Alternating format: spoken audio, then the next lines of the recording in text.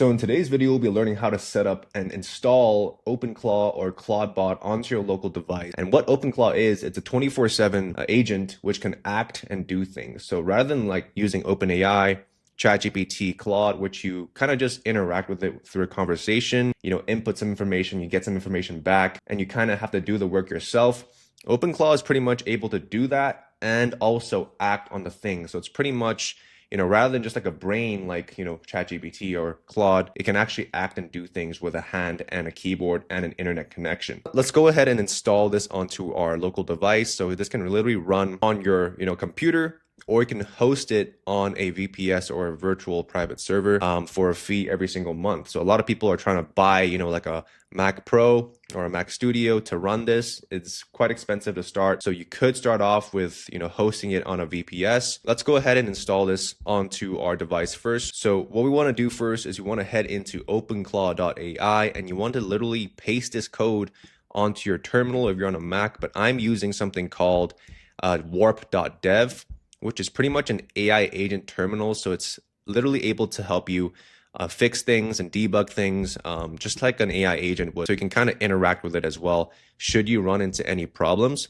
So what we want to do is we want to go over to OpenClaw.ai, copy this code here if you're on Mac. But if you're on Windows, you want to click on change here and change it to Windows and then copy this code here.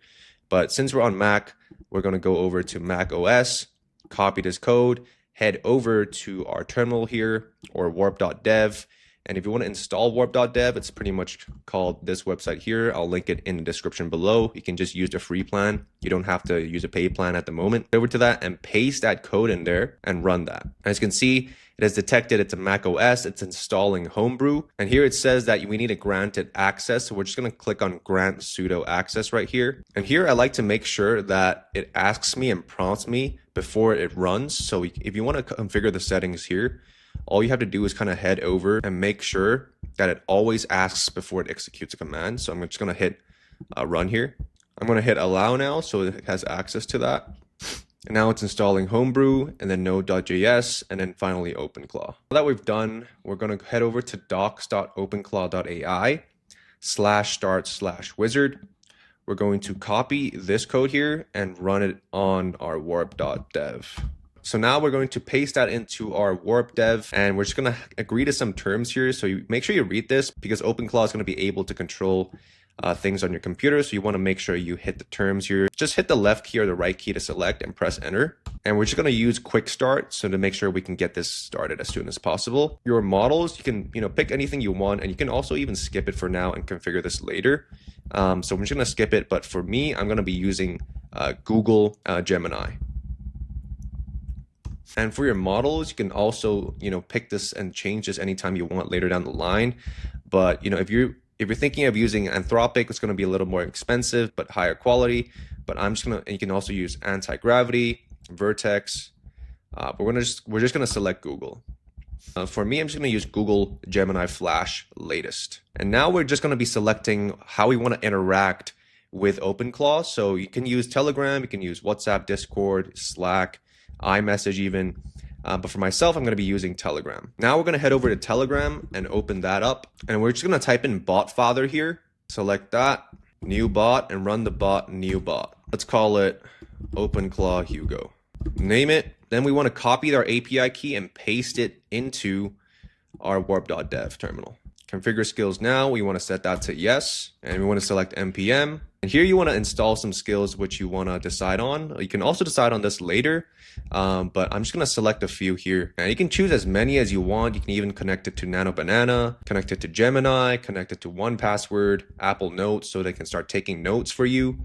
But I'm just going to skip it for now. And if you want to select it, just press space to select it. So we're going to click on Gemini.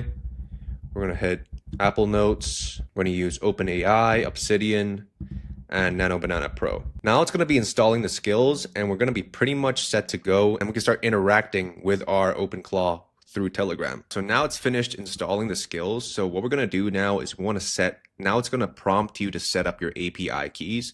And I'm going to set up this later so then we can get this started much sooner. Now it's going to prompt us to install our gateway service so we can start interacting with ClawdBot. Now it's going to ask us where we want to hatch our bot. It's either hatch in TUI or open in the web UI.